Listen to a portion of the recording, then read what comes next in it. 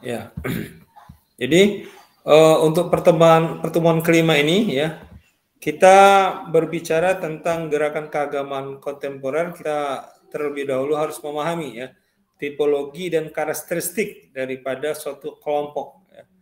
Kemudian kita juga harus memahami bagaimana tipe daripada satu masyarakat. Kelompok ini lahir dari kelompok komunitas mana nih? Dari karakter masyarakat mana?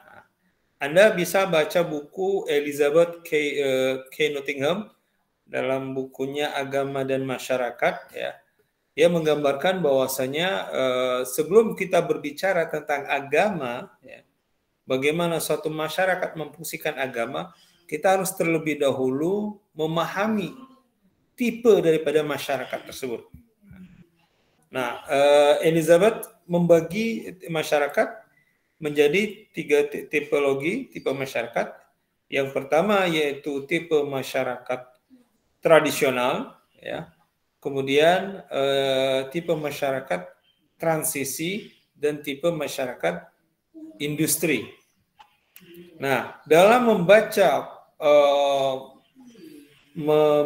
memetakan atau memapping pergerakan satu kelompok komunitas atau masyarakat atau new religion movement ya, ketika kita memahami tipe masyarakat tersebut, kemudian kita melakukan mapping, oh ternyata pola pergerakan daripada organisasi ini masuk kategori kelompok ataupun bersifat global atau hanya bersifat lokal.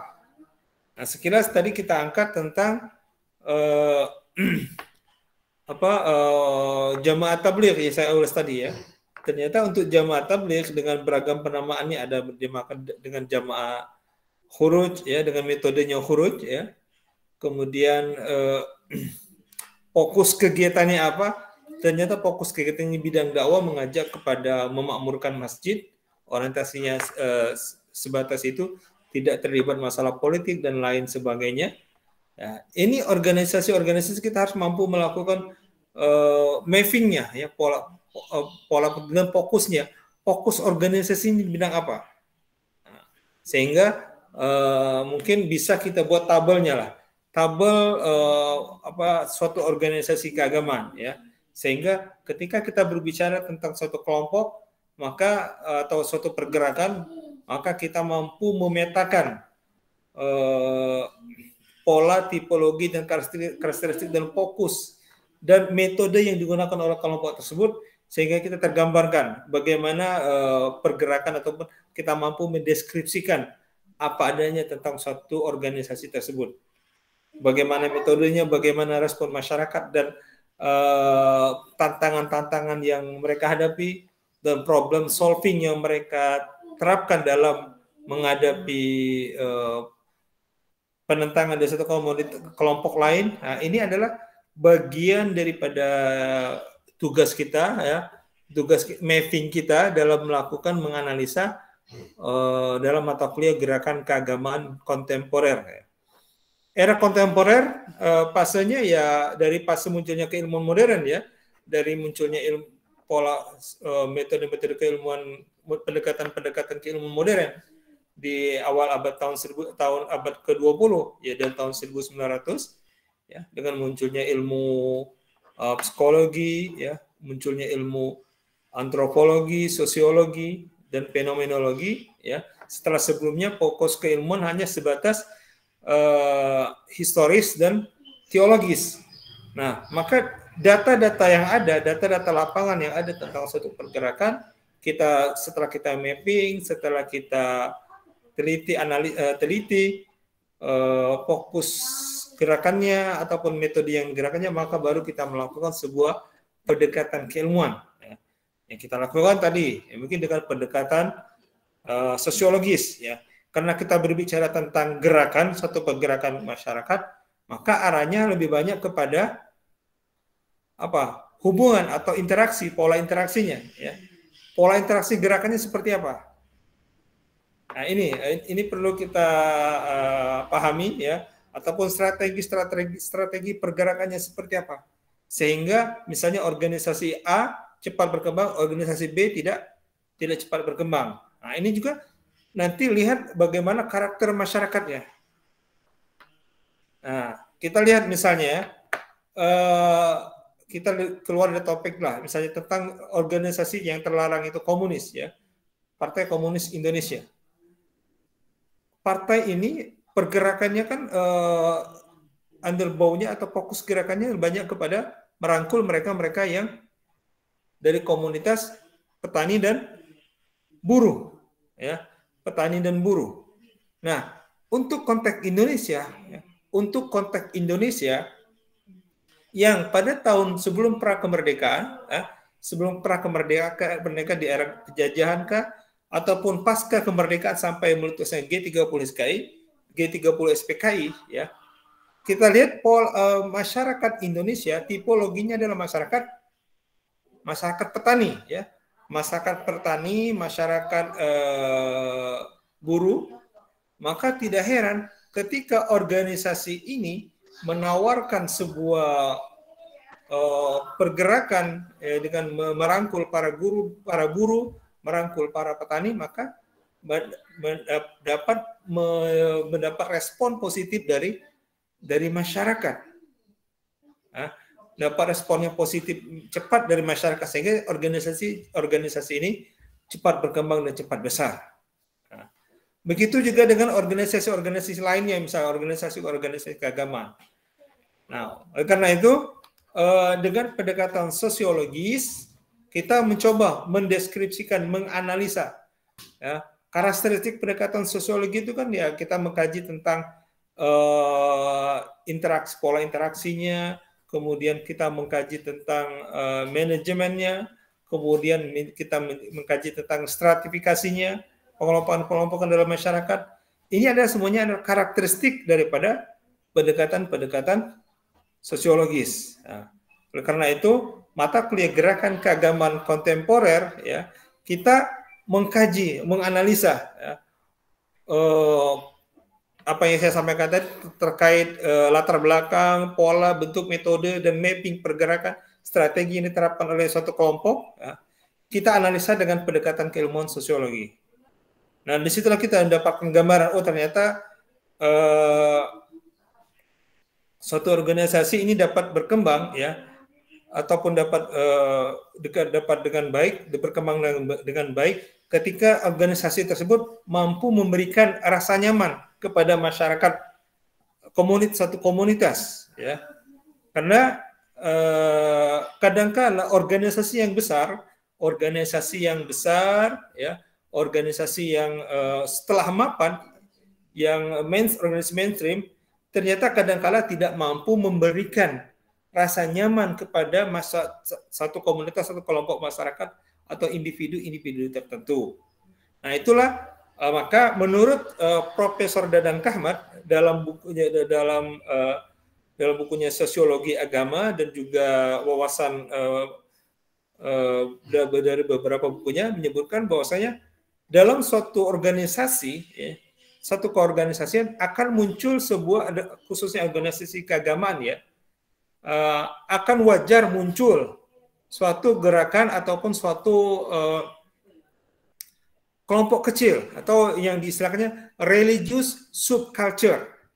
Nah, dengan teorinya beliau religious subculture, maka akan muncul organisasi-organisasi kecil yang merupakan pecahan atau percikan daripada organisasi besar, ketika organisasi besar itu tidak mampu menjawab kegelisahan spiritual yang dialami oleh komunitas tertentu atau masyarakat tertentu, kemudian tidak mampu memberikan jawaban terhadap kegelisahan ataupun kepanikan yang dialami oleh komunitas tertentu. Ketika muncul tawaran organisasi baru, maka masyarakat akan merespon positif, ya, merespon positif organisasi baru tersebut. Nah, Anda bisa baca nanti bukunya Prof. Dadang, ya, tentang teori beliau tentang religious subculture, ya. Jadi tidak heran misalnya dalam terkait politik misalnya kan, dalam organisasi besar, partai politik akan muncul partai-partai, kelompok-kelompok baru yang mendirikan ataupun memberikan lawan terhadap ataupun memberikan jawaban terhadap kegelisahan masyarakat yang keinginan ataupun kebutuhannya tidak terjawab dengan baik oleh suatu organisasi yang besar. Jadi dalam manajemen organisasi ya kita tidak perlu panik, tidak perlu khawatir ya ketika muncul organisasi-organisasi sempalan, ya, organisasi-organisasi sempalan yang mungkin ya, terbentuknya itu dengan beragam motivasi di dalamnya. Oke, sampai di sini. Ada yang siap untuk menyampaikan presentasi makalah hari ini? Ada siap? Di ini belum ada, Pak. Mohon maaf, Pak. Kebetulan ya? Hari ini belum ada, Pak. Oke, baik. Ya, jadi seperti itu yang saya gambarkan di pertemuan kelima ini ya. Kita penting sekali membahas, perlu melakukan sebuah pengkategorisasian atau memahami tipologi daripada masing-masing kelompok atau masing-masing komunitas ya, sehingga mereka kita gambarkan, kita deskripsikan apa adanya ya. Anda bisa baca artikel saya di Filantropi Perkotaan ya, Filantropi Perkotaan Masyarakat Kota Bandung ya, artikel saya tahun 2018. Itu saya mencoba membaca bentuk-bentuk fokus gerakan filantropis yang dilakukan oleh komunitas yang ada di Bandung ya. Di sini saya mengangkat tentang misalnya komunitas pengamen ya. Nah, ini hal yang menarik. Saya cek lagi itu sudah disitasi sekitar 325 orang yang membaca artikel tersebut. Nah, berarti di sini memberikan gambaran bagaimana kita menggambarkan pola pergerakan suatu masyarakat. Anda bisa mempelajari misalnya pola gerakan masjid, ya, pola pemakmuran masjid yang dilakukan oleh pengurus masjid Jogokaryan. Pernah dengar? Belum. Masjid Jogokaryan? Belum pernah, Pak. Masya Allah. Anda terlalu lama berada di ini ya, sangkar emas nih ya. Ya, pola pergerakan ini saya kan manajemen masjid yang dilakukan oleh Masjid Jogokaryan dengan manajemennya saldonya nol ya, setiap ininya setiap sumbangan yang masuk, setiap dana yang masuk itu harus segera dinolkan. Kenapa? Motivasinya apa? Untuk agar supaya amal yang diinfakkan, harta yang diinfakkan oleh jamaah itu segera tersampaikan, jangan sampai terendap di dalam rekening masjid ataupun rekening itu menggunakan rekening yang non syar'i misalnya. Anda bisa bayangkan ada berapa ribu masjid di Indonesia ini, ada berapa puluh ribu masjid.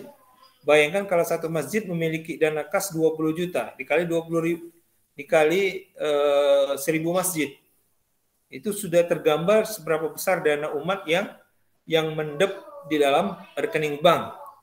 Nah, maka manajemen Jogokaryan dengan manajemen masjidnya, yaitu manajemen 0 rupiahnya, maka mereka berhasil memetik kepercayaan masyarakat, ya, mengambil hati masyarakat. Bahwasanya apa yang mereka infakkan, apa yang mereka sumbangkan ke masjid itu segera tersalurkan, tidak menimbulkan kecurigaan di tengah jamaah lainnya. Yang berikutnya, pola gerakan yang dilakukan oleh masjid ini, ya, mereka melakukan mapping terhadap jamaah, ya, mengklasifikasi jamaahnya. Oh, ini masyarakat sekitar masjid ini kaum buruh, yang buruh berapa, yang pedagang berapa, yang pengangguran berapa, yang usia muda berapa, dan lain sebagainya. Ya, sekarang kita bertanya-tanya, ya, di masjid kita, dalam masjid kita, sudahkah kita melakukan mapping hal tersebut? Nah, ini kenapa? Ini adalah terkait dengan manajemen dakwah. Manajemen dakwah, merangkul masyarakat, bagaimana mengajak masyarakat. Bagaimana mengajak masyarakat sehingga membahasakan sesuatu kepada masyarakat dalam bahasa dakwanya sesuai dengan tipe daripada masyarakat tersebut. Kita berbicara kepada masyarakat perkotaan, berbicara tentang harga pupuk, itu tidak akan nyambung, ya enggak?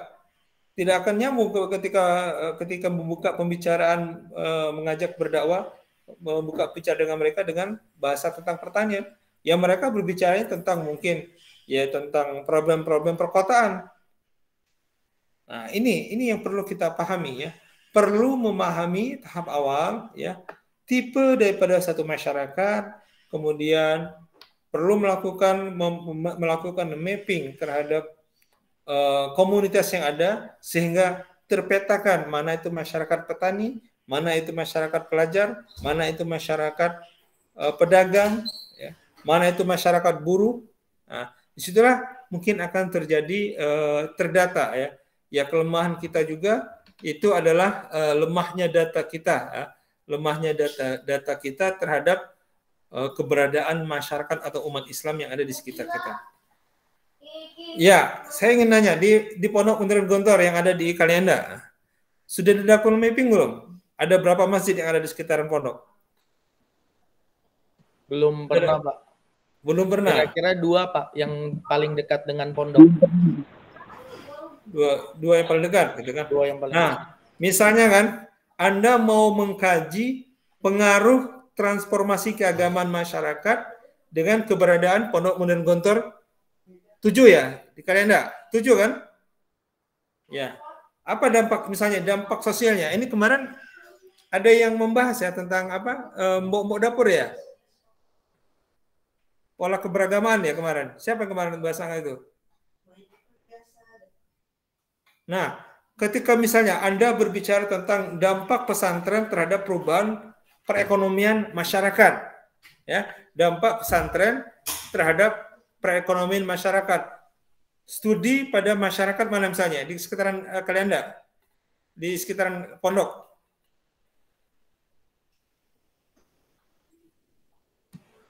Iya, Pak, di sekitaran pondok. Desa apa namanya di situ? Ada Kubu Panglima, Pak. Kubu Panglima. Haji Malela. Hah? Kubu Panglima, Haji Malela. Haji Malela. Jumlah penduduknya ada berapa? Kurang tahu, Pak. Kurang tahu, Pak. Kurang tahu. Terus profesi masyarakatnya? Bertani, sebagian besar bertani, Pak. Masyarakat petani. Nah, berarti kan jelas kita dapatkan gambaran. Kemudian yang usia sekolah. Usia sekolah berapa orang? Yang putra berapa, yang putri berapa? Kurang tahu. Kurang tahu. Jumlah santri baru tahu, Pak. Ya? Insya Allah kalau jumlah santri tahu. Ya, baik. Era kontemporer, era modern, ya, itu adalah keterkaitan dengan data, ya, dengan data. Nah, ini penting nih. Perang data inilah yang kadang kala kita lemah, ya. Ya, sekelas Pondok Pesantren Gontor saja, saya kan di Kalianda 9. Saya nggak tahu, nah nanti kalian misalnya ditanya oleh Kiai Hasan tentang apa data sekitar pesantren, Anda bisa jawab nggak nih kira-kira nih? Ada ingat kan ketika bagaimana Kiai cerita bagaimana Kiai Syukri ya ketika sebelum menerapkan suatu aturan tentang berwudu saja kan, tentang berwudu saja ya, tentang aturan sebelum menerapkan aturan marosim bagi masyarakat santri yang telat berangkat ke masjid. Ya. Beliau menanyakan dulu, coba dicek dulu keran tempat wudhu di dekat masjid ini, masjid ada berapa? Pernah dengar cerita itu kan? Pernah, ya, Pak. Pernah. Keran jumlah keran ada berapa? Yang rusak berapa? Kamar mandi ada berapa? Iya, Pak. Pernah. Terus mesinnya ada berapa? Itu kan berarti bergerak, manajemennya itu berdasarkan data. Sehingga ketika kismul taklim yang berdiri di atas tangga masjid, ketika misalnya jam 5 santri, jam setengah 6 lah, wudhu itu kan setelah ngaji, kita masuk jam 5 kan masjid kan, jam 5 sudah harus di masjid, kemudian jam setengah 6 diperbolehkan untuk wudhu kan, wudhu lagi, karena mungkin ada yang batal atau apa, karena rata-rata santri berbondong-bondong turun untuk berwudhu lagi, untuk ke mirhat lah, ke kamar mandi lah, ke inilah, ke midoah. Kemudian ternyata kalau misalnya di kamar mandinya cuma ada 10, kemudian santri yang turun untuk berwudhu ke mirhat itu ada 200, kira-kira durasi waktunya berapa menit yang dibutuhkan? Kalau misalnya satu santri membutuhkan 5 menit atau 3 menit lah. 3 dikali 200 santri. Berarti butuh waktu 600 menit lah. 600 menit. Berapa jam itu berarti itu? 60 jam, Pak. 10 jam, Pak. Nah, padahal 600. nah ini jadi ini pentingnya dalam memahami pola pergerakan kan, pergerakan massa yang skup kecil kita aja di gontor ya, itu perlu mapping data, mapping perlu sebelum menerapkan suatu aturan, ya. Sebelum penerapan menghukum santri, kita harus mengintrospeksi dulu kesiapan atau sarana dan prasarana yang ada sebelum aturan hukum itu ditegakkan. Itulah yang diajarkan oleh almarhum Kiai Syukri ya kepada kita. Hal itu mungkin sederhana, tapi ternyata dalam manajemen organisasi itu sangat luar biasa itu data-data itu, sehingga diambillah suatu kebijakan A, B, dan C dan seterusnya. Nah, inilah namanya gerakan-gerakan yang modern, gerakan-gerakan kontemporer. Ya. Gerakannya berdasarkan data. Oke, kita ambil di luar pondok misalnya, ya. Ada satu organisasi yang menarik untuk diangkat tentang LDI misalnya. Ya, organisasi ini cukup memiliki manajemen yang baik. Mereka memiliki data anggota yang terorganisir dengan baik, sehingga mampu melakukan mapping pergerakan ataupun melakukan monitoring terhadap anggotanya. Inilah pola-pola tipe atau karakteristik daripada gerakan keagamaan kontemporer yang mungkin tidak dimiliki oleh organisasi-organisasi tradisional lainnya ataupun organisasi-organisasi modern lainnya yang mereka tidak memiliki data konkret, data valid tentang suatu organisasi. Ya. Oke, sampai di sini ada yang mau ditanyakan?